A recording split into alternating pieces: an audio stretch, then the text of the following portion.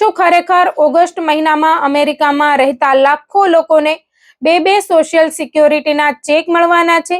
શું સરકાર કોઈ નવું સ્ટિમ્યુલસ આપી રહી છે કે શું ડાયરેક્ટ એક્સપ્રેસના નવા ડેબિટ કાર્ડમાં વધારાના પૈસા આવી રહ્યા છે? અને શું સોશિયલ સિક્યોરિટી ઓફિસોમાં ચાલી રહેલા વિલંબને કારણે હજારો ભારતીય અને ગુજરાતી પરિવારોને મુશ્કેલીનો સામનો કરવો પડી રહ્યો છે?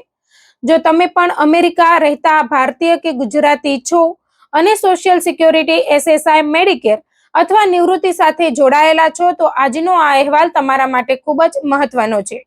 કારણ કે સોશિયલ મીડિયા પર ફરી એકવાર એવી અફવાઓ જોર પકડી રહી છે કે ઓગસ્ટમાં લોકોને 2 ચેક મળશે. પરંતુ સવાલ એ છે કે શું આ દાવો સાચો છે કે માત્ર લોકોને ગેરમાર્ગે દોરતી અફવા છે? ચાલો સમગ્ર મામલો સરળ ભાષામાં સમજીએ. સૌથી પહેલા વાત કરીએ 2 ચેકની અફવાની. છેલ્લા કેટલાક દિવસોથી સોશિયલ મીડિયા પર અનેક પોસ્ટ અને વિડીયો વાયરલ થઈ રહ્યા છે જેમાં દાવો કરવામાં આવે છે કે ઓગસ્ટ મહિનામાં સોશિયલ સિક્યોરિટી અને એસએસઆઈ લાભાર્થીઓને 2 ચેક મળશે. ઘણા લોકો આ સમાચાર જોઈને ખુશ થઈ ગયા છે, પરંતુ વાસ્તવિકતા થોડી અલગ છે. ખાસ કરીને એસએસઆઈ એટલે કે સપ્લિમેન્ટલ સિક્યોરિટી ઇન્કમ મેળવતા લોકો માટે નિયમ વર્ષોથી એક સરખો છે. સામાન્ય રીતે એસએસઆઈની ચૂકવણી દર મહિનાની 1લી તારીખે કરવામાં આવે છે, પરંતુ જો મહિનાની 1લી તારીખ શનિવાર, રવિવાર અથવા સરકારી રજા હોય તો સરકાર તે ચૂકવણી અગાઉના મહિનાના છેલ્લા કામકાજના દિવસે જ મોકલી આપે છે. એટલે કે જુલાઈના અંતમાં જે રકમ ઘણા લોકોને મળી હતી તે કોઈ વધારાનો ચેક નહોતો, પરંતુ ઓગસ્ટ મહિનાનું આગોતરું પેમેન્ટ હતું. તેથી ઓગસ્ટ દરમિયાન ફરીથી અલગ ચેક આવવાનો નથી. આખા વર્ષ દરમિયાન કુલ 12 જ નિયમિત ચૂકવણીઓ થાય છે. 2 ચેક મળ્યા હોય એવું દેખાય છે, પરંતુ તે કેલેન્ડરની તારીખોના ફેરફારને કારણે બનેલી સ્થિતિ છે. કોઈ નવી યોજના કે બોનસ નથી. હવે વાત કરીએ ડાયરેક્ટ એક્સપ્રેસ કાર્ડની.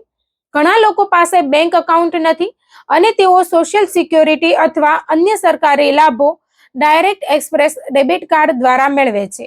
આવા લાખો લાભાર્થીઓ માટે હવે બેન્કિંગ સિસ્ટમમાં ફેરફાર થઈ રહ્યો છે.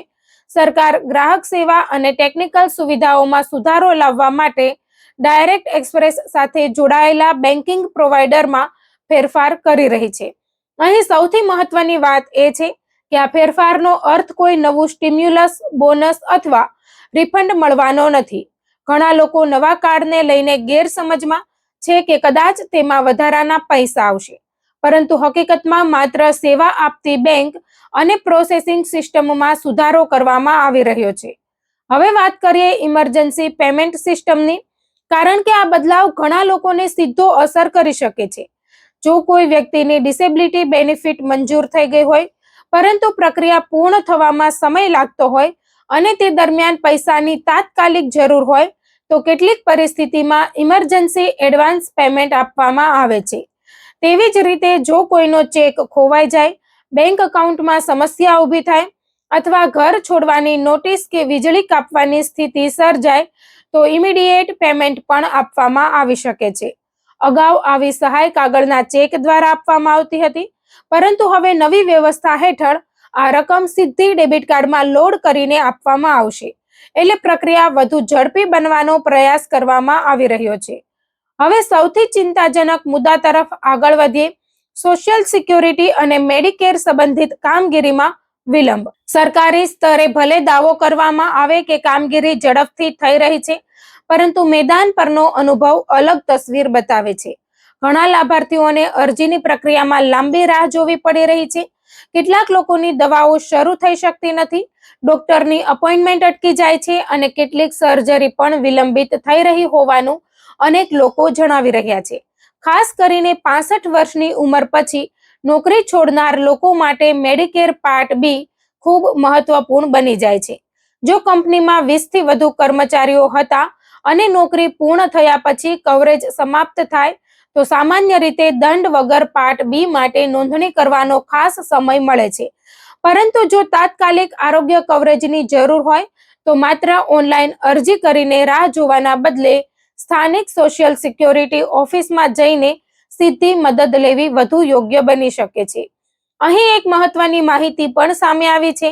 કેટલાક કિસ્સાઓમાં જો વ્યક્તિ પોતાની ગંભીર પરિસ્થિતિ સ્પષ્ટ રીતે રજૂ કરે, જેમ કે દવાઓ બંધ થવાની સ્થિતિ, સર્જરી અટકવાની શક્યતા અથવા બેઘર થવાનો ભય, તો કેટલીક ઓફિસોમાં તાત્કાલિક માર્ગદર્શન મળી શકે છે. જો કે દરેક ઓફિસની પ્રક્રિયા અલગ હોઈ શકે છે અને અંતિમ નિર્ણય સ્થાનિક અધિકારીઓના નિયમો પર આધારિત રહે છે.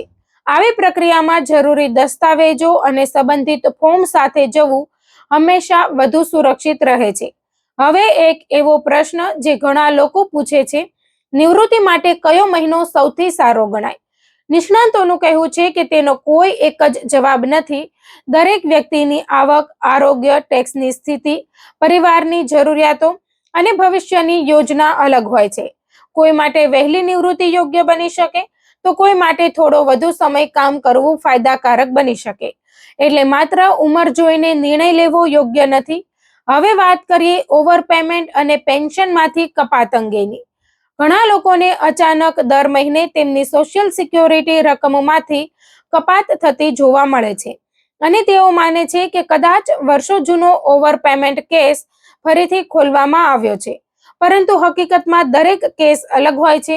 જો અગાઉ માફી મળી ગઈ હોય તો વર્ષો પછી તે જ કારણસર કપાત શરૂ થઈ જાય એવું સામાન્ય રીતે બનતું નથી. ઘણી વખત બીજી કોઈ નવી વહીવટી પ્રક્રિયા અથવા મેડિકેડ કે મેડિકેર સેવિંગ્સ પ્રોગ્રામમાં ફેરફારના કારણે પાર્ટ બી નો પ્રીમિયમ સીધો લાભમાંથી કપાવા લાગે છે. તેથી જો અચાનક કપાત શરૂ થાય તો ગભરાવાની જગ્યાએ સોશિયલ સિક્યોરિટી ઓફિસનો સંપર્ક કરીને તેનું ચોક્કસ કારણ જાણવું સૌથી જરૂરી પગલું છે. અધિકૃત પત્ર આવવામાં થોડા દિવસ લાગી શકે છે, તેથી સત્તાવાર માહિતી મળ્યા વગર કોઈ નિષ્કર્ષ પર પહોંચવું યોગ્ય નથી.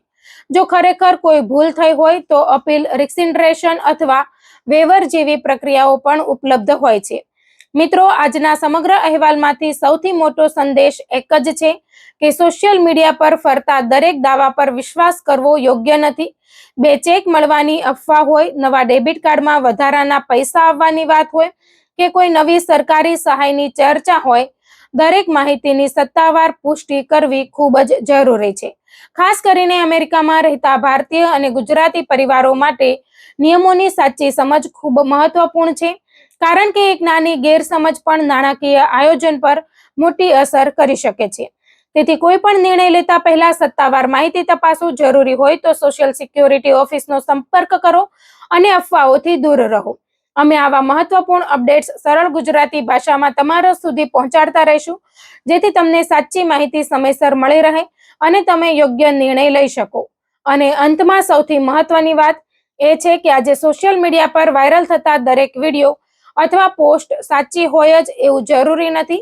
ખાસ કરીને સોશિયલ સિક્યોરિટી, એસએસઆઈ, મેડિકેર અને સરકારી લાભો જેવા વિષયોમાં ખોટી માહિતી લોકોમાં બિનજરૂરી આશા કે ડર ઊભો કરી શકે છે.